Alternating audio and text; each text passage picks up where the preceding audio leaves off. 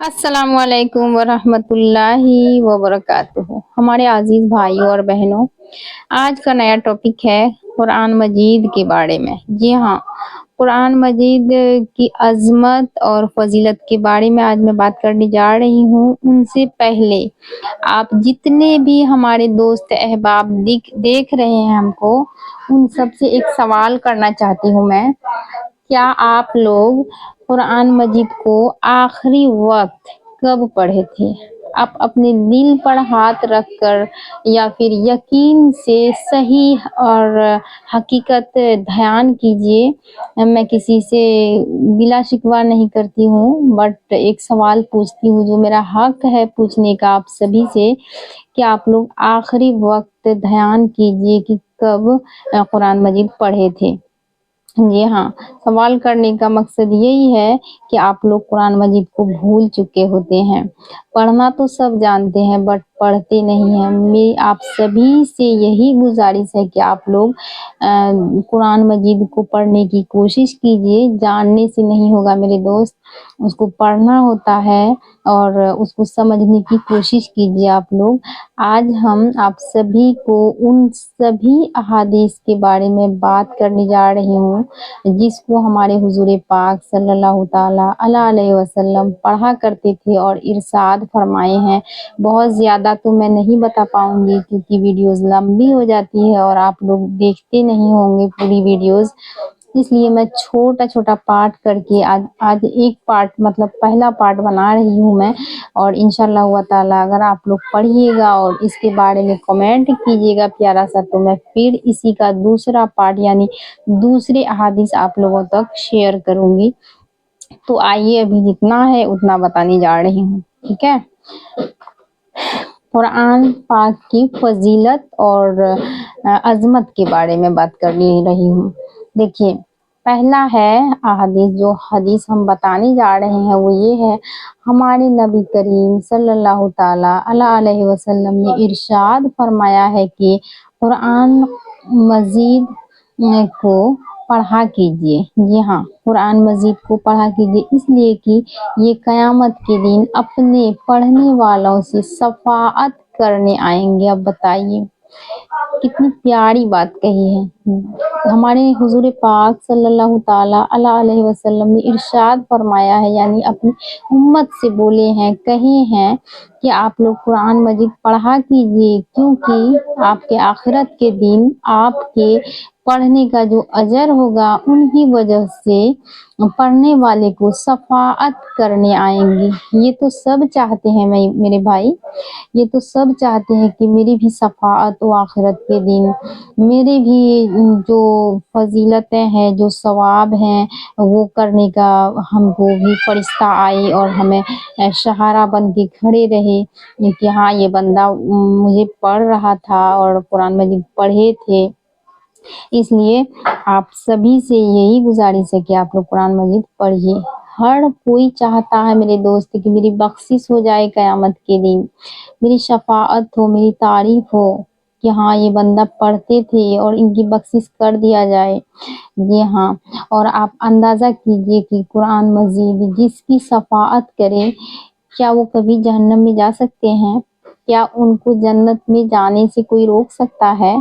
आप सभी इतना भी तो ख्याल कर सकते हैं मेरे दोस्त। इसलिए हम सब से यही कहना चाह रही हूँ कि आप लोग कुरान मजीद पढ़िए और उम्मीद के साथ पढ़िए, आखिरत की तैयारी करने की कोशिश कीजिए। जी हाँ, ज़िंदगी में तो उनके फ़ायदे बहुत हैं बट आप लोग आखिरत की भी तैयारी कीजिए, यानी ऐसा काम कीजिए जो हर जगह दोनों जहां में आपकी कामयाबी आपको साथ लाए। जी हाँ, और दूसरी अहादीस जो है वो है हज़रत अब्दुल्ला इब्न अब्बास रज़ी अल्लाह ताला अन्हु से रिवायत है कि यानी उन्होंने कहे हैं, हज़रत मोहम्मद मुस्तफ़ा सल्लल्लाहु ताला अलैहि वसल्लम इरशाद फरमाए हैं कि जिस शख्स के दिलों में थोड़ा सा भी यानी छोटा सा भी टुकड़ा हिस्सा कुरान मजीद का नहीं बचा है, वो समझ लीजिए वीरान घर की तरह है। अब बताइए कितनी अच्छी मैसेज दिए हैं। अभी भी ज़िंदगी है मेरे दोस्तों। आप कहते हैं ना, इल्म का कोई उम्र नहीं होता है।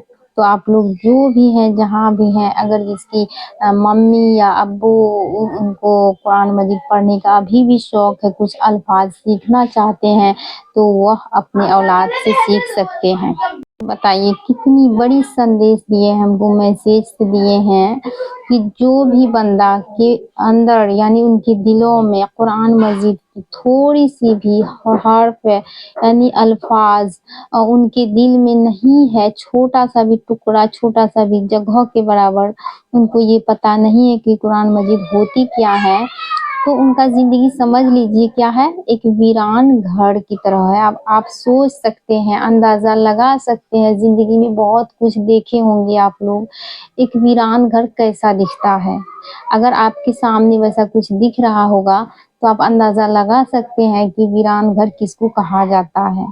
جی ہاں، بولنے میں تو سب بولتے ہیں، بٹ جس کو رہتا ہوگا، جس کو گزرتا مطلب جو اس راستے سے گزر رہا ہوتا ہوگا، ان سے جا کے پوچھیے، ٹھیک اسی طرح ان کا بھی ایک حساب ہوگا۔ کیا ہوگا؟ وہ ایک ویران گھر کی طرح ہوں گے، ان کو تھوڑا سا بھی قرآن یاد نہیں ہوتا ہے تو ان کا سمجھ لیجیے یہی ہے، ان کے طرف برکت نہ تو ان کی طرف برکتیں آئیں گی، نہ رحمتیں آئیں گی، اور نہ ہی ان کی طرف شفاعت آئیں گی۔ آپ سوچ سکتے ہیں اللہ سبحانہ وتعالیٰ کی جتنی بھی رزق ہے، جتنے بھی ذریعہ ہیں، ان میں سے کوئی چیز ان کو حاصل نہیں ہو۔ ہمارے تیسرے احادیث یہ ہیں، آئیے جانتے ہیں۔